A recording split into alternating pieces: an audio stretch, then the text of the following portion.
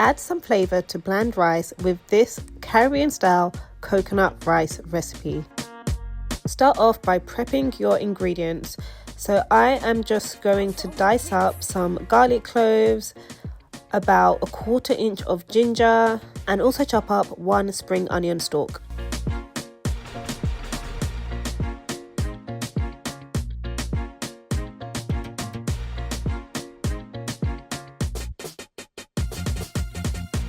Now to a pot, I'm going to add some coconut oil, and I'm going to start by sauteing those vegetables that we just chopped up.